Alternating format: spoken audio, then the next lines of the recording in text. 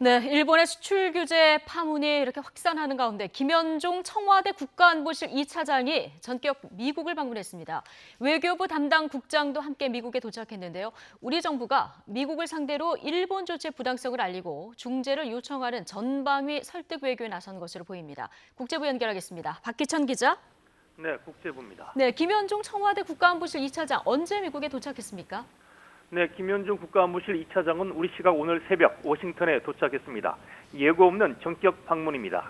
덜레스 국제공항에 도착한 김 차장은 백악관과 의회 관계자를 만나 한미 간 천안을 논의할 계획이라고 밝혔습니다. 특히 한국에 대한 일본의 반도체 수출 규제 강화 문제도 조율하겠다고 말했습니다. 김 차장의 말을 직접 들어보겠습니다.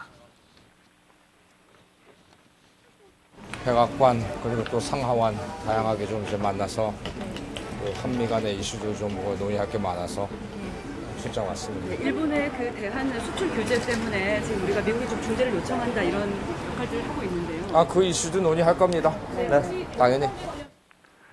김 차장은 북미 실무 접촉 재개 문제도 백악관과 협의할 예정이라고 전했습니다. 방미 기간 경제 통상과 외교 안보 현안을 두루 협의하겠다는 건데요. 찰스 쿠퍼먼 백악관 국가안보 부보좌관 등이 상대역이 될 것으로 보입니다.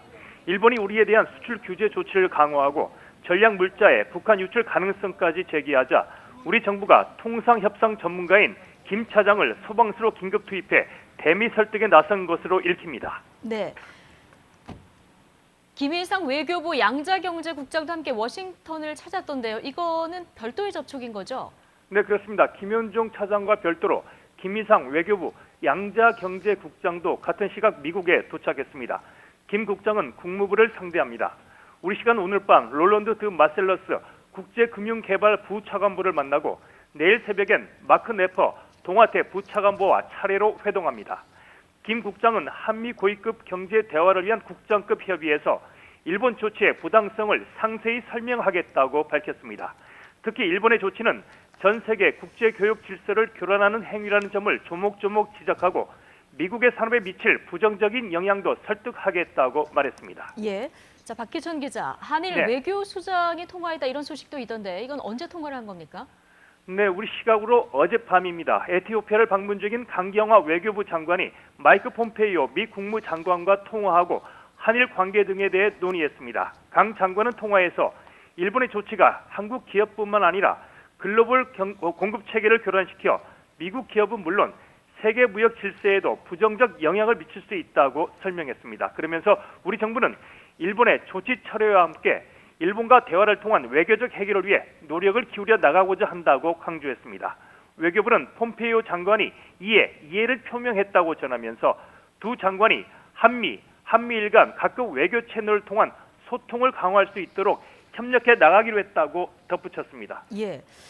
자, 우리 정부가 미국과 세계를 상대로 한 여론전을 본격화하는 이런 모양새인데 미국이 과연 어떻게 나올지 이 부분이 상당히 궁금합니다. 네, 유명희 통상교섭본부장도 다음 주 미국을 찾을 예정입니다.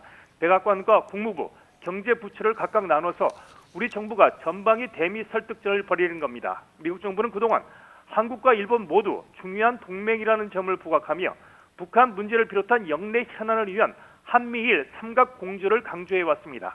한일 어느 한편을 들기보다 원론적 입장을 견지해온 겁니다. 트럼프 대통령도 북핵 문제와 달리 한일 관계에 대해서는 공식 입장을 자제해왔습니다. 그런 만큼 우리 외교 통상 당국자들의 미국 방문이 미국의 태도 변화를 얼마나 이끌어낼 수 있을지 주목됩니다. 한편에서는 일본의 조치가 미국 업계에도 타격을 주는 만큼 미국 정부도 적절한 대응에 나설 것이라는 관측이 나오고 있습니다. 지금까지 국제부에서 전해드렸습니다.